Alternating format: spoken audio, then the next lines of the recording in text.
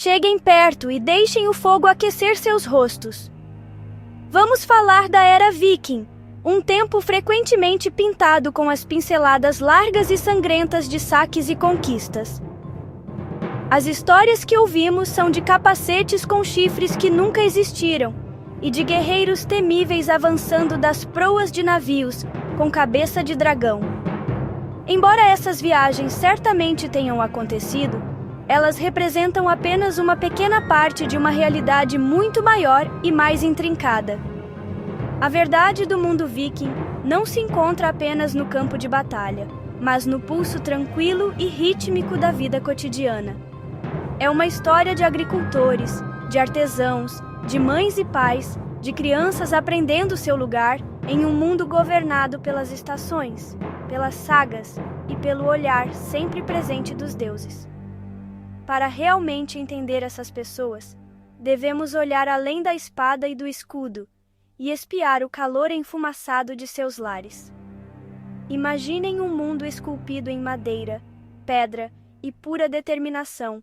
O centro do mundo de qualquer viking não era uma fortaleza ou um templo, mas seu lar, a Casa Comprida, ou Langus.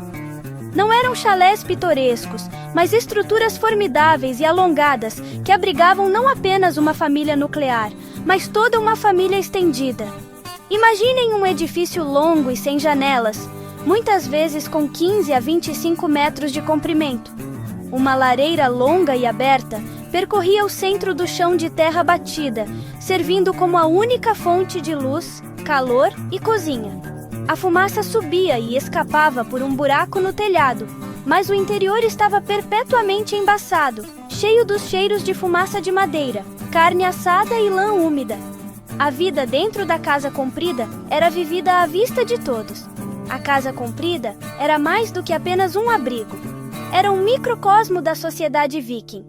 Era uma oficina, uma cozinha, um berçário e um salão de reuniões, tudo em um só. Em muitos casos, uma extremidade da Casa Comprida era separada para abrigar o gado valioso durante os rigorosos meses de inverno. Neste espaço compartilhado, laços eram forjados, habilidades eram transmitidas e a identidade coletiva da família era reforçada diariamente. A dieta viking era um reflexo direto da terra e do mar que o sustentava. Era farta, sazonal e profundamente prática, muito diferente da imagem de coxas de peru gigantes frequentemente vistas em filmes. A base de seu suprimento alimentar era a agricultura.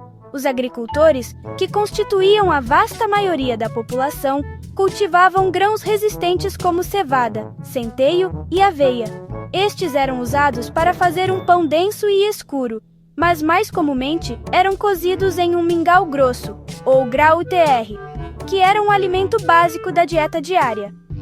Este mingau podia ser enriquecido com manteiga, mel, nozes ou frutas vermelhas quando disponíveis. Vegetais também eram uma parte crucial de suas refeições.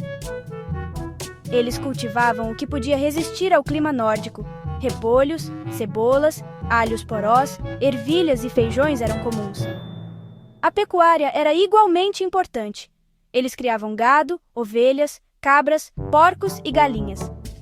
O gado fornecia leite, que era transformado em manteiga, queijo e um alimento semelhante ao iogurte, chamado skirumar, e os rios ofereciam uma rica abundância, que complementava seus esforços agrícolas.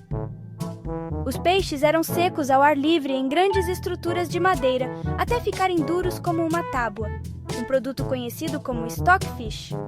As refeições eram tipicamente consumidas 2 vezes ao dia, o dagmal, ou refeição do dia, pela manhã, e o natmal, ou refeição da noite, à noite.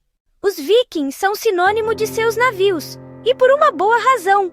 O Langskip era, honestamente, uma maravilha tecnológica, uma embarcação de velocidade, flexibilidade e elegância inigualáveis. Mas você sabe, não era apenas uma ferramenta de guerra. Ao lado desses elegantes navios de guerra, os vikings construíam navios de carga mais largos e profundos, conhecidos como knar. Suas viagens não eram apenas atos aleatórios de pilhagem, mas parte de uma rede comercial sofisticada e de longo alcance. Comerciantes vikings, tanto homens quanto mulheres, navegavam para o leste pelos rios da Rússia até Constantinopla, a grande capital do Império Bizantino, que eles chamavam de Miklagard, a grande cidade. Lá, eles trocavam peles, âmbar, marfim de morsa e pessoas escravizadas por prata, sedas, especiarias e joias finas. Suas viagens mais audaciosas os levaram através do Oceano Aberto para a Islândia, Groenlândia e, séculos antes de Colombo, para as costas da América do Norte, que eles chamavam de Vinland. Essas viagens eram navegadas com notável habilidade, usando um conhecimento profundo e intuitivo do mundo natural. Descobertas arqueológicas sugerem que eles podem ter usado ferramentas como a pedra solar, um tipo de cristal que polariza a luz, para localizar a posição do Sol, mesmo em dias nublados. O influxo de prata, adquirida tanto por meio de saques quanto de comércio, criou uma economia monetizada. O comerciante viking, com suas balanças e seu quinar carregado de mercadorias, é tão representativo da época quanto o guerreiro com seu machado. A sociedade viking era estruturada em torno da família e da comunidade local, com cada membro desempenhando um papel distinto e vital. Era uma sociedade hierárquica, mas onde a colaboração era essencial para a sobrevivência. No topo estava o chefe, ou jarl, um líder cuja autoridade repousava em sua riqueza, generosidade e sucesso. Abaixo dele estavam os fazendeiros livres, chamados carls, que possuíam suas terras e formavam a espinha dorsal da comunidade. Os papéis masculinos estavam ligados ao exterior e a atividades que exigiam força física. Eles eram responsáveis por limpar a terra, arar os campos, construir e reparar casas e navios, e caçar. As mulheres detinham considerável autoridade, particularmente na esfera doméstica. A Senhora da Langus era sua governante indiscutível. Ela era a guardiã das chaves, símbolo de seu controle sobre os estoques da casa. Ela administrava a fazenda quando os homens estavam fora, supervisionava a cozinha e preservação dos alimentos, e tecia tecidos para roupas e velas dos navios. Crianças e idosos também tinham seus papéis. As crianças eram integradas ao trabalho desde cedo. Os meninos aprendiam agricultura, carpintaria e navegação, enquanto as meninas aprendiam tecelagem, culinária e cuidado animal. Os idosos eram respeitados por sua sabedoria, guardiões da história da família e contadores das sagas épicas. Cada membro da casa, do filho mais novo ao avô mais velho, contribuía para a continuidade do clã. O mundo espiritual dos vikings não se restringia a templos ou dias santos específicos. Ele estava entrelaçado na própria estrutura de sua existência diária.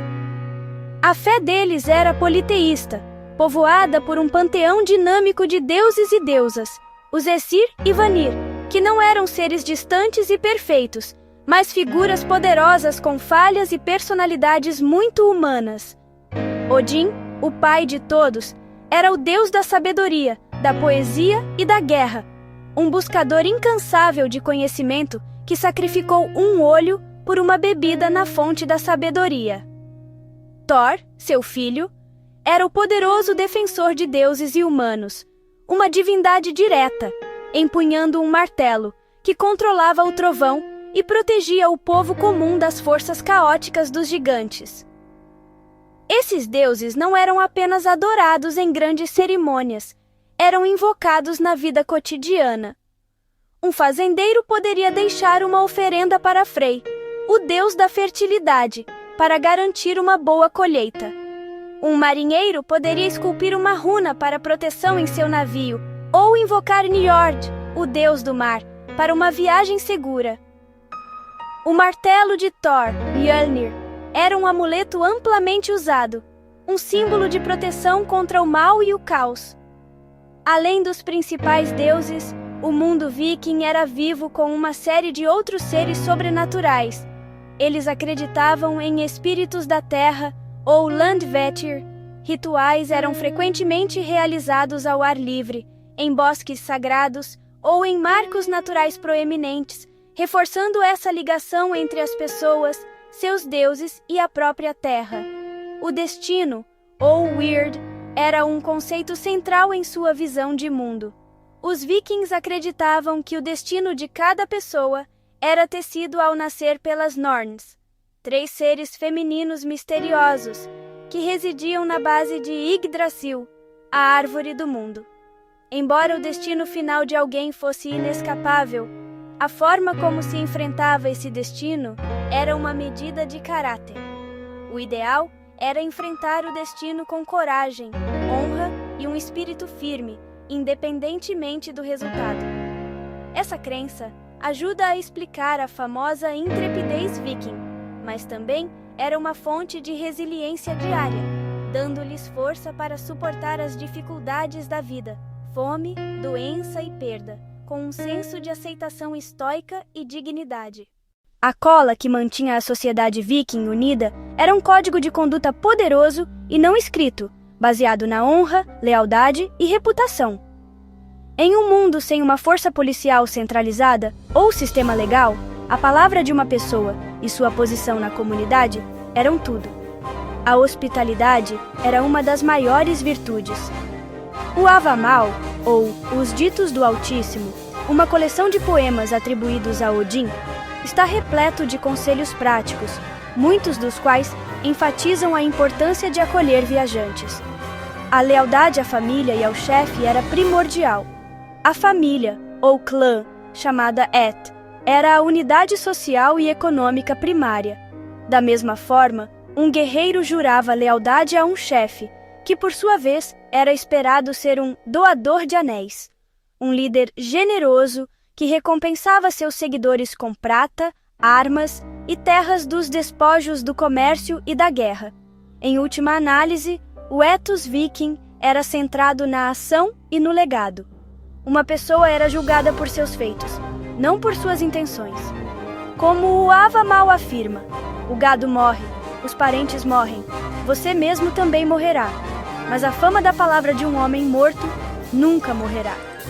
Esse desejo por uma reputação duradoura os impulsionava não apenas a empreender viagens ousadas, mas também a serem bons agricultores, artesãos habilidosos e membros honrados de sua comunidade, criando um legado muito mais duradouro do que qualquer batalha única.